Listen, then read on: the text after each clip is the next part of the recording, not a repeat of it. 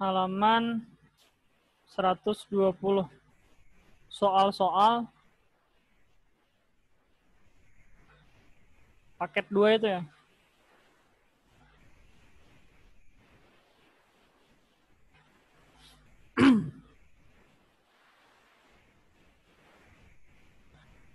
Nah, itu ada dari nomor 1, kita bahas dari nomor 1. Oke, soal kita bahas dari nomor 1. Ada sebuah benda berada pada bidang apa itu? Apa namanya? Meja ya, ku ganti dan lantai saja, sama aja. Nah, ada sebuah benda dengan massa benda adalah 2 kilo. Oke, benda ada masanya 2 kilo. Massa bendanya ada 2 kilo. Nah, semua benda yang memiliki massa, jadi ingat ya, semua benda yang memiliki massa pasti memiliki gaya berat yang arahnya ke bawah. W. Nilainya adalah M dikali dengan gravitasi. Berarti kan kalau massanya adalah 2 kilo, berarti gaya beratnya adalah 20 Newton. Selalu ya, semua benda yang memiliki massa pasti memiliki gaya berat yang arahnya ke bawah, ke pusat gravitasi bumi. Nilainya adalah M kali G. Gravitasi bumi kan 10. Habis itu, ternyata di soal situ ada gaya tarikan yang arahnya ke sini. Oke, ada gaya tarikan yang arahnya ke sini.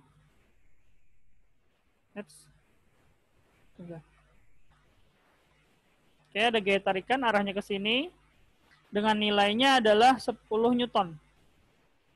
10 Newton. Nah, gaya tarikan ini harus kita dimensikan dulu. Kita dimensikan terhadap sumbu X, ke sini arahnya. Ini adalah Fx, dan terhadap sumbu Y ke sini arahnya. Nah, ini adalah Fy. Di mana sudutnya adalah terhadap sumbu Y. Sudutnya adalah berapa itu? 60 derajat. Oke. Sudutnya di sini 60 derajat. Oke.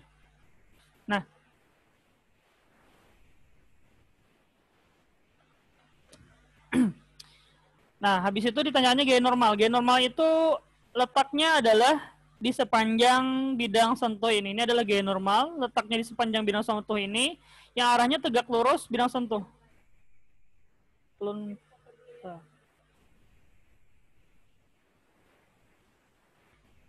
Tunggulah.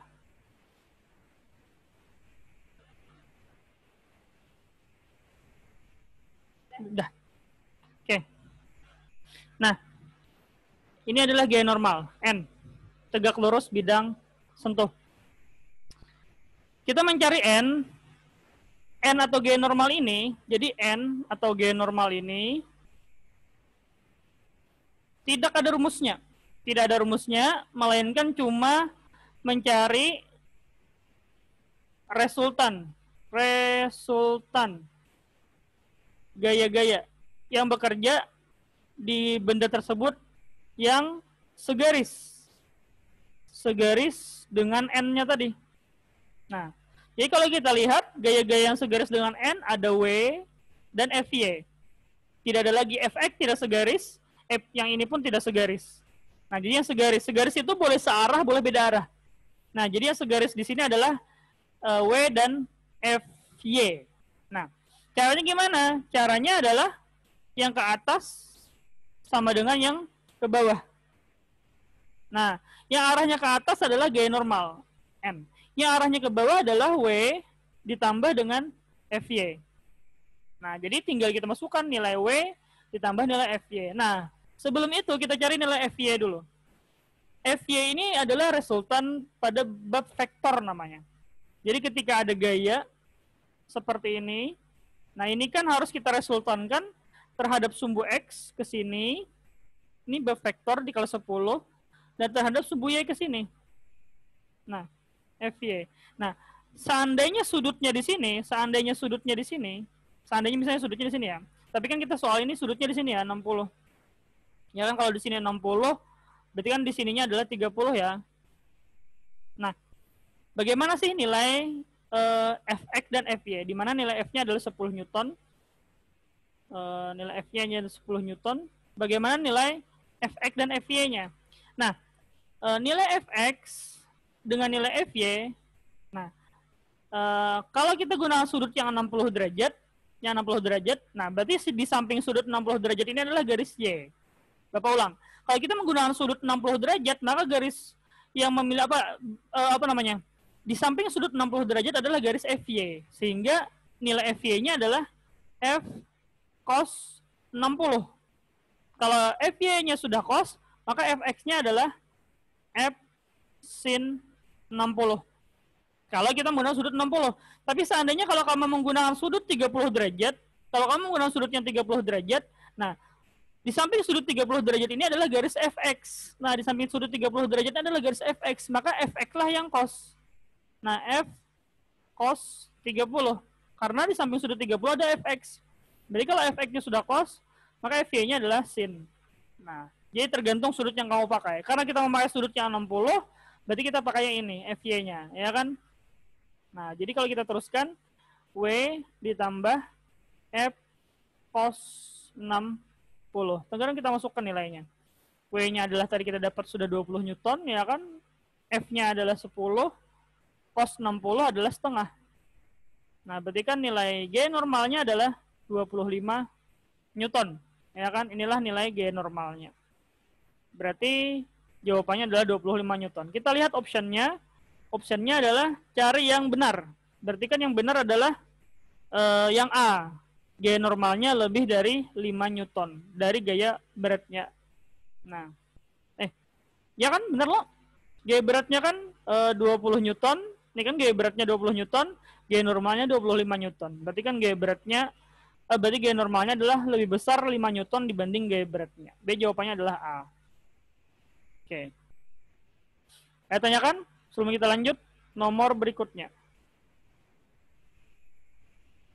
Nah, nomor berikutnya ini lebih rumit sedikit. Oke. Kita perbesar kanvasnya dulu ya.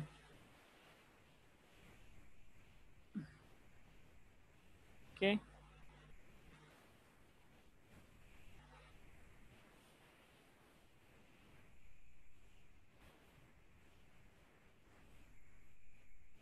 Nah, ini tadi nomor 1. Tunggu ya Bapak screenshot dulu. Kalau ada Bang, tanyakan dulu sebelum kita lanjut. Nanti Bapak share yang rekamannya ini.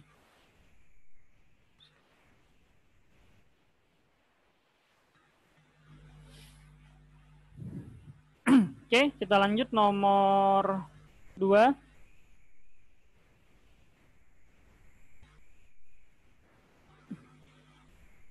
Kita gambar dulu. Jadi fisika tuh kalau seperti bab-bab hukum Newton harus kita gambar. Supaya kita mengetahui letak gaya-gaya yang bekerja pada sistem tersebut. Nah. Oke, ada benda ya kan? Terletak pada bidang datar. Nah, bagian atas diberi gaya. Anggaplah ini F1 ya, aku namakan F1. Di mana nilainya adalah, di situ nilainya adalah setengah ya. Bukan, seperempat F. Seperempat F. F-nya adalah 20 Newton. Coba kalian lihat di bukunya halaman 120. F-nya itu 20 Newton, F1-nya ini aku namakan F1, yang ke bawah ini nilainya adalah seperempatnya. Berarti kalau seperempat dari 20 Newton adalah 5 Newton. Nah, di sini lagi ada F2, ini aku namakan F2 ya, jadi aku namakan supaya lebih mudah menganalisa. Nah, ini F2, aku namakan F2. F2 ini nilainya 1/2 dari F, sedangkan F-nya adalah 10 Newton. 20 Newton, sedangkan F-nya adalah 20 Newton. Nah, berarti kan di sini nilainya 1/2 dari F, berarti 10 Newton, ya kan? Karena 1/2 dari 20. Oke, habis itu dia memiliki massa M. Massanya adalah 2 kilo. Nah, setiap benda yang memiliki massa, ya kan, memiliki gaya berat. Ingat ya, setiap benda yang memiliki massa, dia memiliki berat atau gaya berat yang arahnya selalu ke bawah, dengan nilainya adalah M dikali dengan G. Kalau M-nya adalah 22 kilo, berarti kan beratnya adalah 20 Newton. Nah, setelah itu dia juga memiliki gaya normal ya kan? Ingat ya, gaya normal tadi arahnya tegak lurus bidang sentuh. Ini kan bidang sentuhnya di sini. Nah, ini adalah bidang sentuhnya. Nah, gaya normalnya ke sini. Tegak lurus bidang sentuh. Nah, inilah gaya normalnya. N-nya. Tunggu ya Bapak, hapus dulu ininya.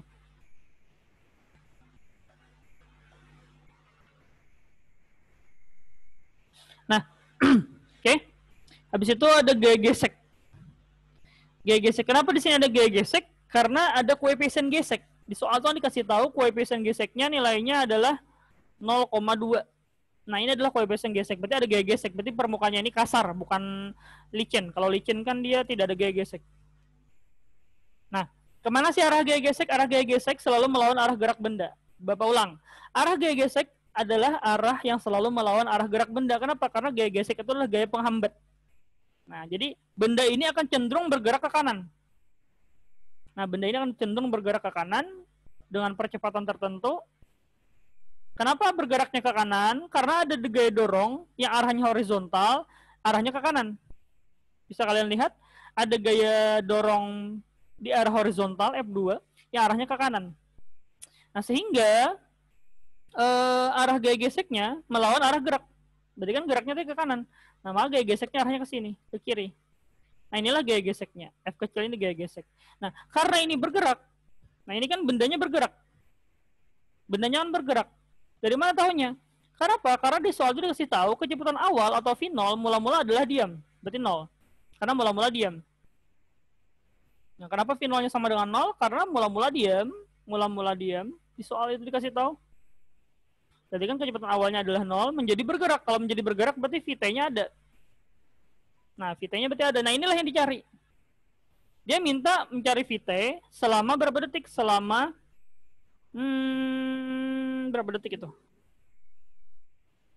Ada dikasih tahu ya.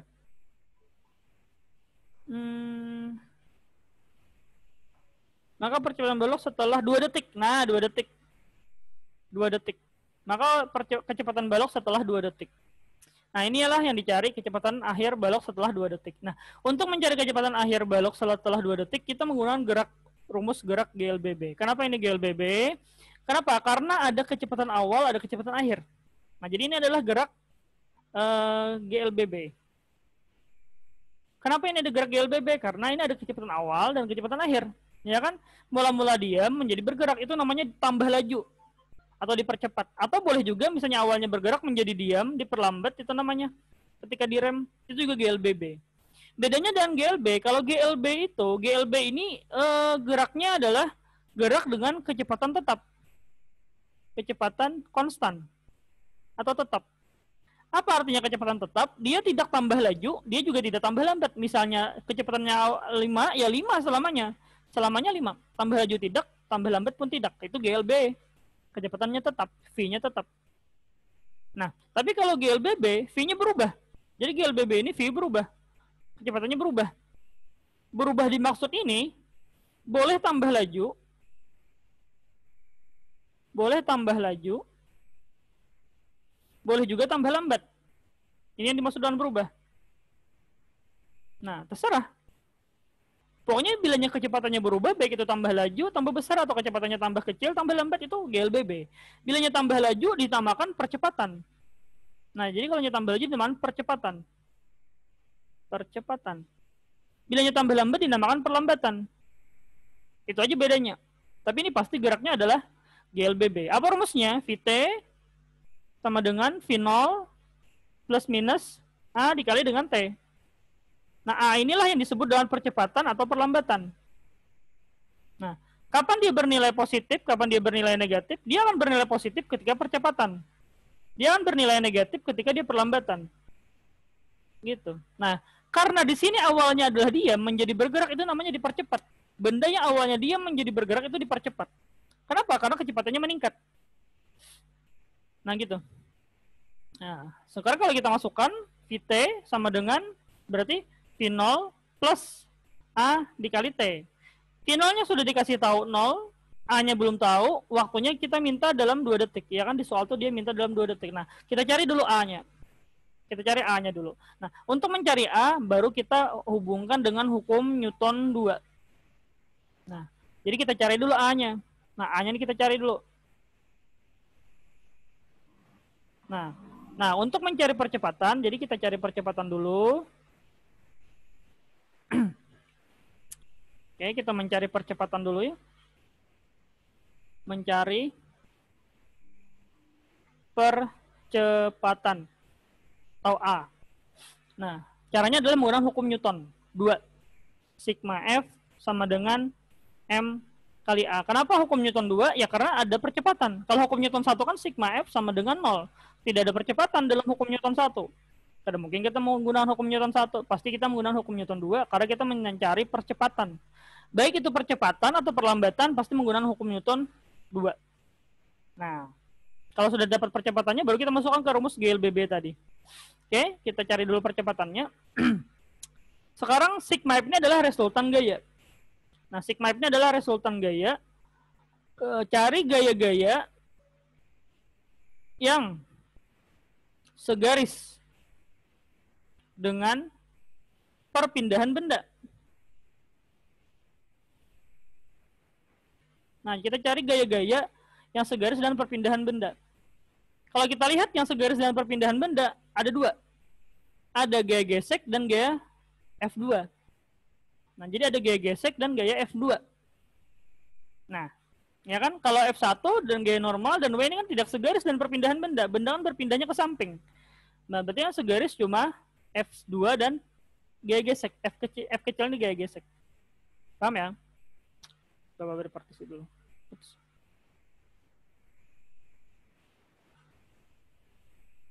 Oke. Nah,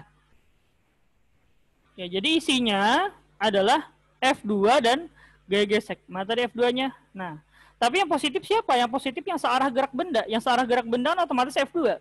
Yang negatif yang melawan gerak benda, otomatis kan gaya gesek. Nah, ini gaya gesek melawan gerak benda. Nah, berarti isinya sigma F ini adalah F2 dikurang gaya gesek. Sama dengan M dikali dengan A. Nah, F kecilnya gaya gesek ya. Kenapa F gaya gesek tadi negatif? Karena dia melawan arah gerak benda.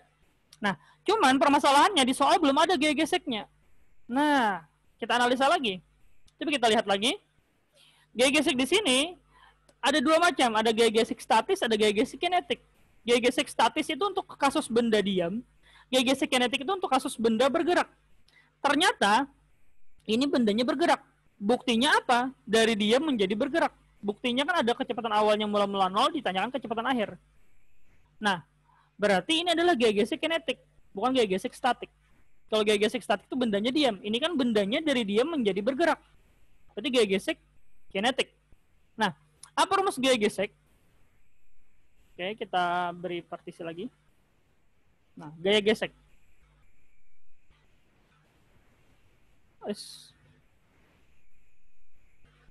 Nah, kita cari gaya gesek ya. Gaya gesek. Gaya gesek itu rumusnya adalah koefisien gesek dikali dengan gaya normal. Nah, di soal kan sudah ada koefisien geseknya. Di soal itu kan koefisien geseknya 0,2. Nah, ya kan di soal itu ada dikasih tahu koefisien geseknya 0,2. Cuman gaya normalnya juga belum ada. Nah, jadi kita cari lagi gaya normal seperti cara nomor 1. Ingat ya, gaya normal tadi adalah resultan gaya yang segaris dengan gaya normalnya. Nah, contohnya kan kayak ini, yang segaris dengan N cuma W dan FY. Caranya atas sama dengan bawah. Yang ke atas adalah N, yang ke bawah adalah W ditambah FY. Kalau kita lihat dari soal ini, yang segaris dengan N, yang segaris dengan gaya normal adalah F1 dan W. Ya kan? Yang segaris dengan gaya normalnya adalah F1 dan W. Sehingga kalau kita mencari gaya normal, N sama dengan atas sama dengan ke bawah, yang ke atas adalah N, yang ke bawah adalah W ditambah dengan F1. Ya kan? Yang ke bawah adalah W dan F1. Berarti W ditambah F1. Ya kan? Gitu kan cara mencari gaya normal. Gaya normal itu tadi caranya adalah cari gaya-gaya yang segaris dengan N. Kalau pada kasus pertama tadi kan yang segaris dengan N ada W dan FY. Segaris itu boleh searah, boleh beda arah. Nah, ternyata yang segaris dengan N caranya adalah atas sama dengan bawah. Yang ke atas adalah N, yang ke bawah adalah W dan FY. Makanya N sama dengan W ditambah FY. Nah, kalau di sini tadi kan yang segaris dengan N adalah F1 dan W. Berarti kan ke atas sama dengan ke bawah, yang ke atas adalah N, yang ke bawah adalah F1 dan W. Nah, kalau kita teruskan, maka nilai N-nya adalah W ditambah F1, W-nya adalah 20 Newton, F1-nya adalah berapa tadi F1-nya? 5 Newton. Nah, berarti gaya normalnya adalah 25 Newton. Nah, ini adalah gaya normalnya. Kita masukkan ke rumus gaya gesek. Gaya gesek rumusnya adalah koefisien gesek dikali gaya normal. Koefisien geseknya 0,2, gaya normalnya 25 Newton. Berarti gaya geseknya kita dapat adalah 5 Newton. Nah, ini adalah gaya geseknya. Ini adalah gaya geseknya. Ini adalah gaya normal. Jadi bertahap kita menghitung. Nah, ini adalah gaya gesek, baru kita cari percepatannya. Nah, kita cari percepatannya. F2 tadi nilainya adalah 10, ya kan? Oke, F2 tadi nilainya adalah 10. Gaya geseknya kita dapat 5. Masanya tadi 2. Percepatannya kita cari. Berarti kan percepatannya adalah 10 kurang 5 adalah 5 dibagi dengan 2. Jadi percepatannya adalah 2,5 meter per sekon kuadrat. Nah, inilah nilai percepatannya. Nah, setelah dapat percepatan, barulah kita masukkan ke rumus GLBB, ya kan? Nah, percepatannya kita dapat adalah 2,5. Berarti kan kecepatan akhirnya kita dapat adalah 5 meter per sekon. Nah, inilah jawabannya, 5 meter per sekon. Jawabannya adalah C.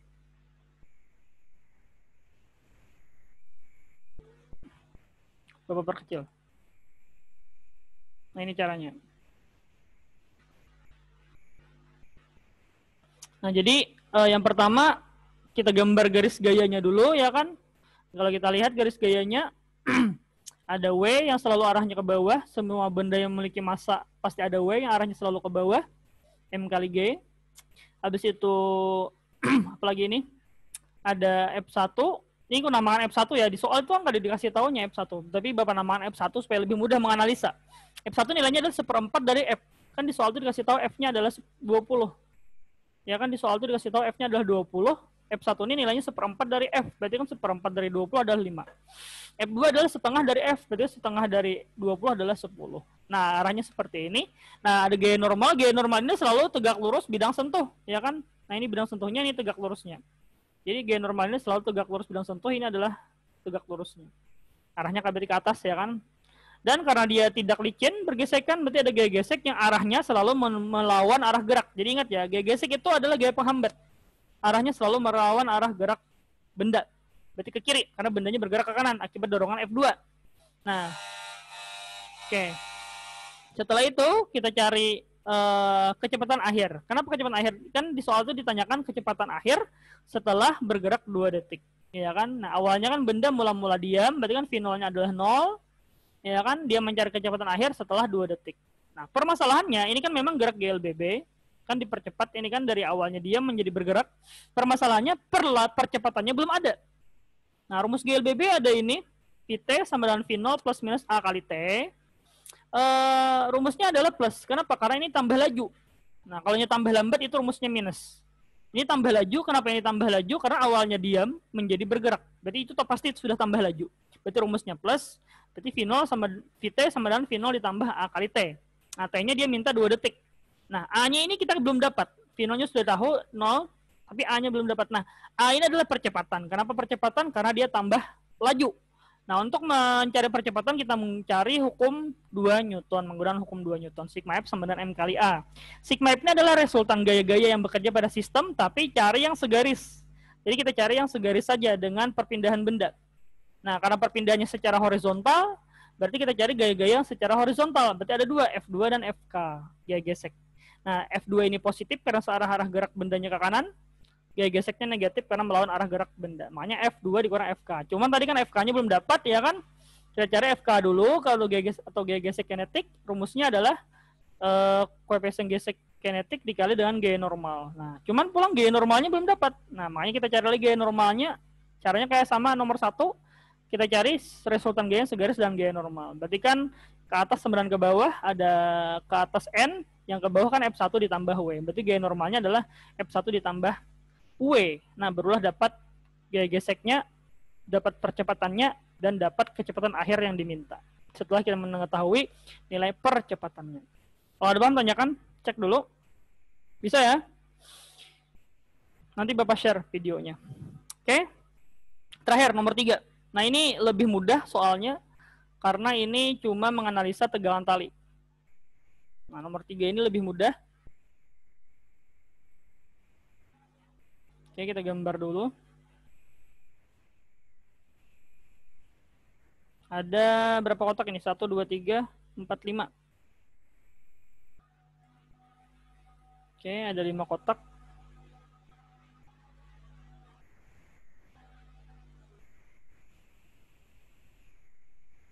Satu, 2, 3, 4,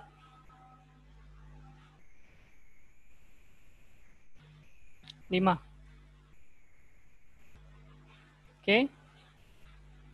5 kotak ini terhubung oleh tali, ya kan? Ditarik dengan arah ke kanan. Nah, dengan gaya F sama dengan 100 Newton. Di mana setiap kotak ini memiliki massa M, M, M, M, dan M. Sekarang dinamakannya di sini T. Apa itu? Ini adalah T1, T2, T3, sini T4. Nah, dia mencari tegangan tali pada 4. Nah, tambah lagi ya di sini T5. Nah, kalau seperti ini caranya gampang. Caranya gampang kalau kita mencari yang paling sederhana dulu. Kita mencari T4 dulu ya, tegangan tali 4. Nah, tegangan tali 4 rumusnya adalah M dikali dengan A. Nah, M-nya itu lihat di belakang tali ada berapa buting benda yang ditariknya. Nah, T4 kan ini, belakang tali 4 kan ada M saja. Nah, berarti kan di sini cuma M. Karena di belakang tali 4 ini cuma sebuting kotak aja yang ditariknya. Tapi kalau kita mencari T3, kita lihat di belakang tali 3, ini kan T3, kan arah geraknya kan ke kanan ya kan, arah percepatannya ke kanan. Berarti kan geraknya itu ke kanan. Berarti kan di belakang tali 3 ada berapa buting? Ada M. Berarti kan di belakang tali 3, artinya tali 3 ini menarik 2 buah benda. Makanya di sini rumusnya adalah M ditambah M dikali A. Saya. Nah, kalau kita mencari T2, kita lihat lagi di belakang T2 ada berapa bolok yang ditarik oleh T2. Kan geraknya ke kanan. Berarti di belakang tali T2 ini ada 3 balok, 1, 2, 3, ya kan? Berarti kan isinya adalah M tambah M tambah M, ya kan? Dikali A. Karena ada 3 balok di belakang tali 2, tali 3. Tali 2 ya, tali 2. Nah, tali 2. Nah, kalau tali 1, di belakang tali 1 ini ada berapa balok? 1, 2, 3, 4. Berarti isinya adalah M tambah M tambah M ditambah M dikali A. Nah, di belakang tali apa nih? Di belakang tali 1 ada 4. Berarti kan ada 4M. Nah, untuk mencari tegangan tali harus kita tahu nilai percepatannya atau A-nya. A ini kan percepatan. Nah, jadi kita cari dulu nilai percepatan. Nilai percepatan. Rumusnya adalah caranya kayak ini. Sigma F sama dengan M total dikali A. Ini cara mencari percepatan. Ini sigma ya, sigma F. Sigma ini kan resultan gaya. Nah, sama halnya kayak tadi, resultan gaya itu adalah gaya-gaya yang segaris dengan perpindahan benda. Gaya segaris perpindahan benda cuma ada F saja. F yang 100 Newton ini aja. T ini kan bukan gaya penarik. T ini kan cuma tegangan tali, bukan gaya penarik. Nah, jadi sigma F ini sini cuma cuma F. Karena kan yang menarik cuma sebuting F saja, yaitu nilainya 100 Newton. M total berarti ada berapa benda di sini? Karena ada 5 benda, berarti kan M, 5M. M tambah M, tambah M, tambah M, tambah M. Dikali A. Nah, kita cari percepatannya. F-nya adalah 100 Newton, ya kan? M-nya adalah 5. 5 buah M dikali A. Berarti percepatannya kita dapat adalah 100 bagi 5 adalah 20 M. Nah, inilah nilai percepatannya, meter per sekon kuadrat. Nah, di soal kita mencari tegangan tali tegangan tali 4. Nah, yang dicarinya ini, tegangan tali 4 di soal itu. Berarti kan yang kita pakai adalah yang ini tadi ya kan? Berarti rumusnya adalah M dikali A saja. Di mana A-nya adalah 20 M. Berarti kan M dikali dengan 20 bukan 20 M ya. Per M maksudnya salah. Ini salah. Ini per M. Nah, 20 per M. Nah, 20 per M. Nah, gitu. Sehingga kalau kita teruskan, M-nya kita coret, berarti nilainya adalah 20 Newton. Nah, ini adalah tegangan tali 4. Bagaimana dengan tegangan tali selanjutnya? Tegangan tali 3, sama. Berarti kan M tambah M, 2M, dikali dan percepatannya adalah 20 per M. Berarti kan coret M-nya berarti 40 Newton. Nah, ya kan? Nah, gitu. Tapi kalau kita mencari tegangan tali 2, M-nya ada 3, yang ditarik tali 2 ini kan, yang tali 2 ini kan menarik 3 buah M di belakangnya. Jadi 3 buah M dikali percepatannya tadi 20 per M. Nah, semua benda ini memiliki percepatan sama. Jadi semua benda ini memiliki percepatan yang sama, yaitu 20 per M. Kenapa? Karena mereka terhubung oleh tali. Nah, sehingga jawabannya adalah 60 Newton. Nah, kalau yang ini, tegangan tali 1, karena ada 3 buah tali, ada 4 buah tali yang ditarik, ada 4 buah benda yang ditariknya, berarti kan 4M. Dikali percepatannya tadi adalah 20 per M. Sehingga nilainya adalah 80 Newton. Nah, bagaimana dengan tegangan tali 5? Tegangan tali 5 sama dengan gaya tarikan, yaitu 100 Newton. Nah, gitu ya. Jadi cara mencari tegangan tali kayak seperti ini, kita cari massa di belakangnya. Berapa buah massanya dikali dengan percepatannya. Tapi cari percepatannya dulu dari sini tadi. Nah, selesai. Oke, tanyakan sebelum kita akhiri. Sorry tadi ya, telat ya. Bapak lupa kalau ada jadwal ngajar online. Bisa ya? Cek dulu. Nanti Bapak share videonya di grup. Tanyakan? Paham? Good. Kalau ada pertanyaan, berarti paham ya. Oke, sorry ya tadi telat. Berarti pembelajaran kita hari ini sampai di sini dulu. Terima kasih sudah masuk di room Bapak. Untuk pertemuan selanjutnya nanti dikasih jadwal lagi. Oke. Bapak akhiri. Assalamualaikum warahmatullahi wabarakatuh. Thank you ya.